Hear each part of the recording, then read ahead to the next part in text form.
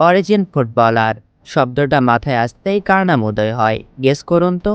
জানি, এত কষ্ট করতে হবে না।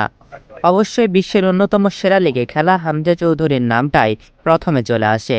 আসার কথাই, কারণ হামজা খেলে প্রিমিয়ার লিগের মতো একটা ফুটবল লিগে, যার লাখো লাখো ফুটবল ফ্যান্স আছে এ দেশে। যারা রাত জেগে খেলা দেখে সে লিগে তাদের প্রিয় দলের। সে লিগের দল লেস্টার সিটির অন্যতম নির্ভরযোগ্য খেলোয়াড় হামজাকে লাল সবুজের জার্সিতে দেখার স্বপ্ন প্রতিনিয়ত বনে এদেশের ফুটবল ফ্যান্সরা। সে স্বপ্নটা পূরণ হওয়ার দ্বার প্রান্তে পৌঁছে গেছে তারা। কয়েকদিন পরে তারা দেখবে হামজাকে তাদের দেশের লাল সবুজের জার্সিতে সবুজ গালিচায় দাপিয়ে বেড়াতে।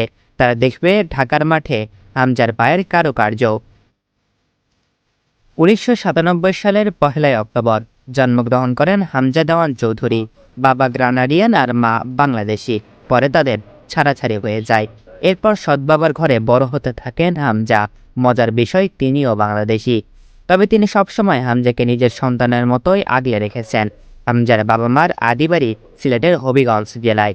ছোটবেলায় হবিগঞ্জে প্রায় আসা হতো হামজা চৌধুরী। ২০০৫ সালে মাত্র ৭ বছর বয়সে লেস্টার সিটির একাডেমিতে ভর্তি হন হামজা। এরপর আর পিছে ফিরে তাকাতে হয়নি এই ডিফেন্সিভ মিডফিল্ডারকে।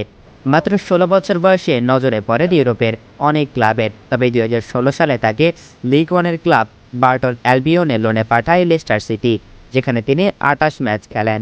২০১৭ সালের ১৯ সেপ্টেম্বর ইএফএল কাপে লিভারপুলের বিপক্ষের ম্যাচ দিয়ে লেস্টার সিটির সিনিয়র দলের হয়ে অভিষেক হয় হামজার।